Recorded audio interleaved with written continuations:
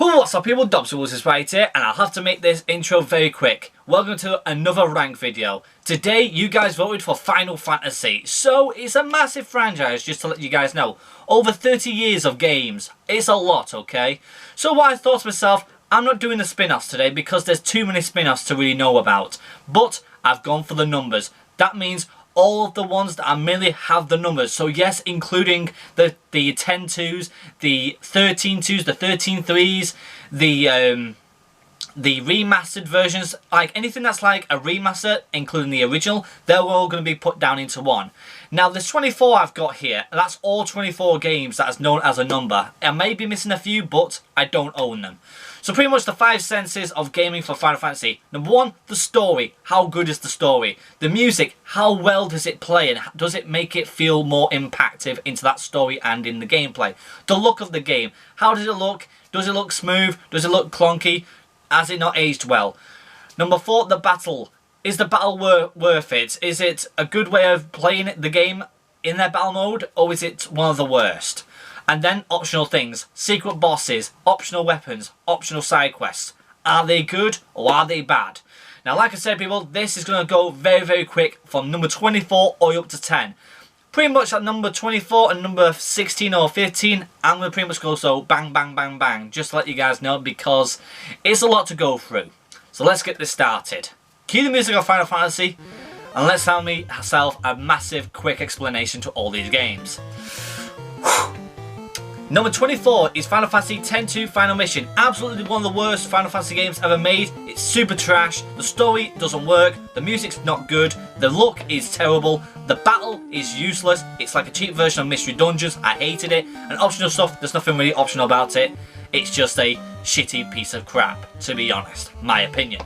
Number 23, Final Fantasy Type 0. Really, story is really bad. I don't like it. It's not my type of thing. Music's not bad. The look was too foggy. It looked like a very, very cheap version of a PSP game. Even though it was a PSP Vita game at the beginning with, then it turned into a PS4 game. It still looked like a PSP game, even on the PS4. It was not really good looking. The battling was okay. Optional stuff couldn't really be asked because I really got sick and tired of it. Number 22, Final Fantasy III, my least favourite number from a long, long time. Hated the story, hate the music. Look was alright for the Famicom days, but for a DS game, I hated the look of it. Battling is smooth, it's slick, it's just like the originals. Optional stuff, the Iron Knight was good, but looking for the Onion Knight Ultimate Weapon was a waste of my time because I hate the Onion Knight. End of story. Right, number 21 and 20, because of it's my fault.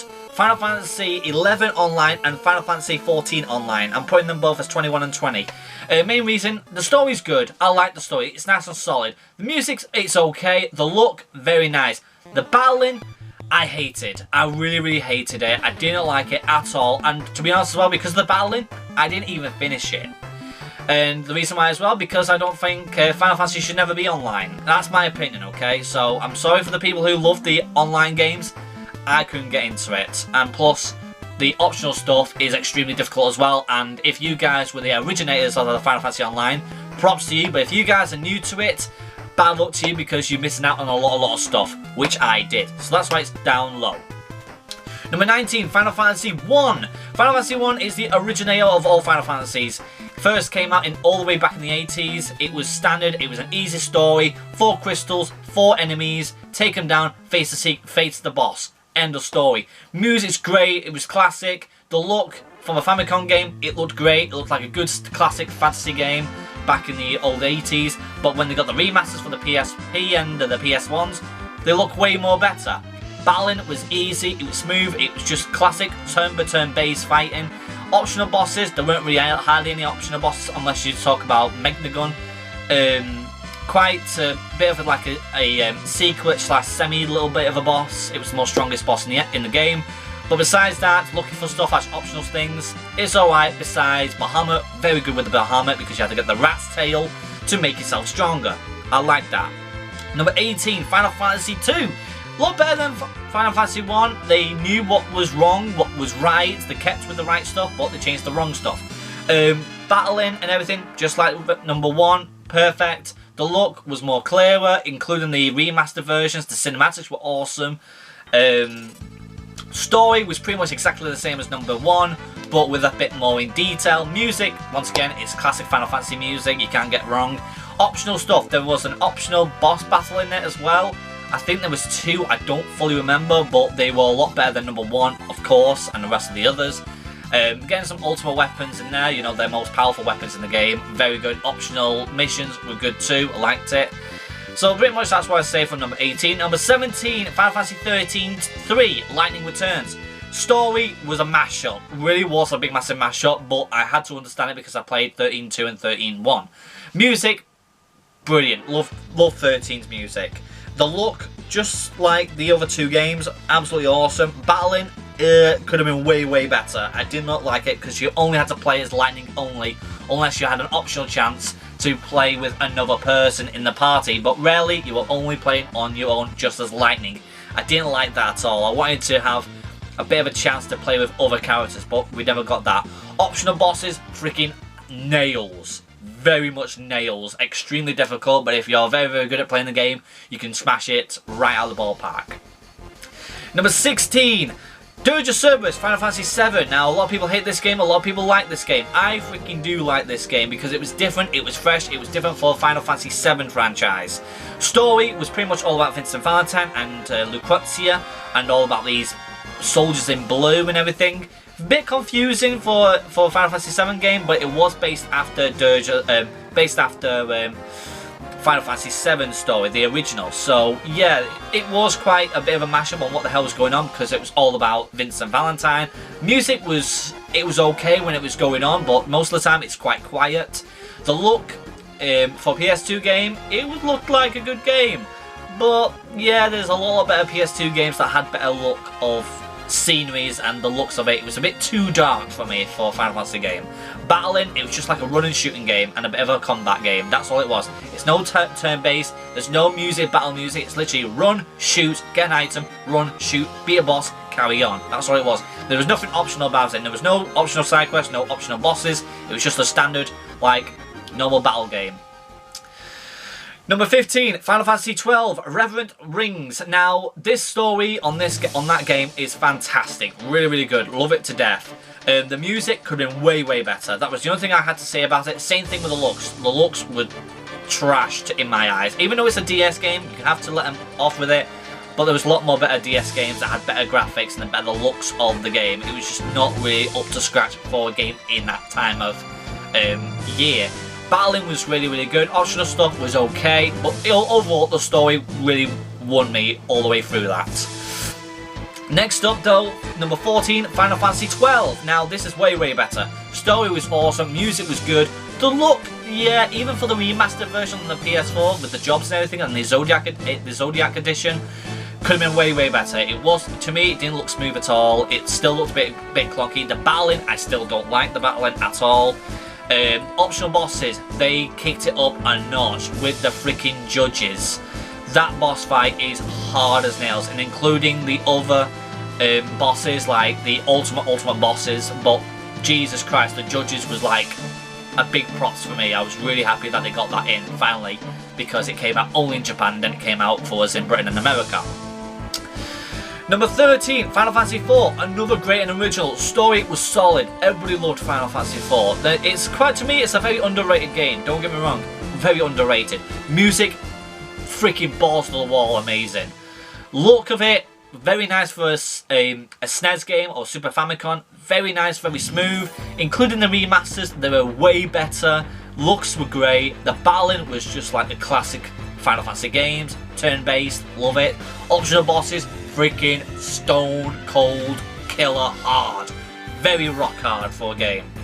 So pretty much that's all I have to really say for that. Number 12, Final Fantasy 13-2. Now the story with this is a quite mindfuck. Now that's what I'm saying, a mindfuck, because you're pretty much time traveling from different ages and different type of parallel worlds on things that did happen and things that did not happen. And to get the 100% ending, you have to complete everything, including the most difficult bosses that you will ever face in a Final Fantasy game. and you have to be fully prepared because you only have 2 party members. The 3rd party member is like Pokemon. You have to beat an enemy and see if they drop a crystal. If they drop a crystal, you can have that in your party. But if you don't, you have to try again. It's quite irritating when it doesn't work, but when it does work, it's freaking good. Battling, just like Final Fantasy 13, the original, but there were some things that were a little bit clunky on it. The look was nice, felt like Final Fantasy 13, it was a good sequel for it. Optional stuff, like I said, optional things to try and get 100% was really good, but my god, they made it way too hard, even for me. I never got the secret ending, and I don't think I'll ever will. So yeah, definitely was worth playing it, definitely would play again to try and get that 100%. Next up, number 11, Final Fantasy 15. Now, the recent Final Fantasy game that we ever got as a number. Now, the Royal Edition as well can even be a shout out for this too, because it was a game for Final Fantasy fans and for newcomers. Yeah, newcomers, damn right. For Final Fantasy fans, I don't think so. It was definitely missing a lot of elements of Final Fantasy. It's like, Final Fantasy, we never really had cars. We rarely did.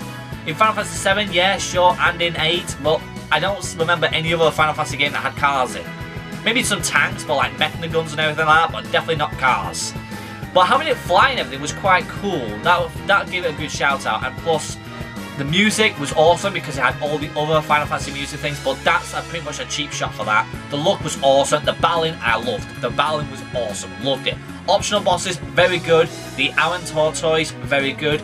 Yokozuna, really a tough boss fight. The Venom Snake, Marlboro, really tough boss fights. And also fighting Omega in the final chapter was freaking awesome too. But the one thing about it though is because it was really trying to bring out the new fans of Final Fantasy then instead of concentrating on the originator of the Final Fantasy fans, because some people liked it, some people hated it. I think it was good, to be honest. It weren't the best, was definitely not the best, but I definitely would say, definitely would play it again, 100%. Number 10, Final Fantasy X-2. Now, a lot of people really do hate this game, but I actually do like it. Yes, it is a chick flick. It really is a chick flick. But the story was definitely what I wanted to know the most. What happened to Tidus after number 10? Because they found a sphere about him. I'm not going to go through the story or anything because I don't want to spoil it for you guys. I'd like you guys to play it. Music was awesome. Eunice singing 1,000 Worlds was a freaking heartbreaking song, but it was so good at the same time. Including the very beginning, the song was awesome too. The look, just like Final Fantasy X, nice, smooth for a PS2 game, loved it. The battling, extremely fast, super fast. You have to be thinking on your feet. You can change it to a turn-based, but that's not what it was made for. It was made for speed fighting. And yeah, sometimes that speed fighting can really be a big, massive disadvantage to you because you can screw up very quickly and very roughly die instantly. So yeah, it sometimes can be a very difficult game, but most of it, it's very easy. Optional bosses, to me, yeah, optional bosses were really good. The one in Beaconell Island, not Beaconell, the Albed Island, you know, where home was. That boss fight was super duper hard, including the Giant Cat 12 was quite difficult too, but mainly because of Yu Yevon's chambers underground Yu Yevon. That is difficult, very difficult, and to be honest, a very good shout out for secret bosses and everything. There's no ultimate weapons or anything like that, but there is secret things you can get, like getting Tidus, Orin, Seymour in the tournaments, so you can unlock them as your friends to play in the game. But that's all I have to really say to it. Overall though, it's a chick flick for a Final Fantasy game. Do I like it? Yes. Do people hate it? Yes. Whoa, wait a minute people. You don't think I'll tell you every single one of my favourites in one whole video? Hell no, it'd be over half an hour. So, I'll have to wait for the next episode tomorrow. Make sure you leave a like, subscribe, comment down below, and I'll see you guys for part 2. See you then. Bye!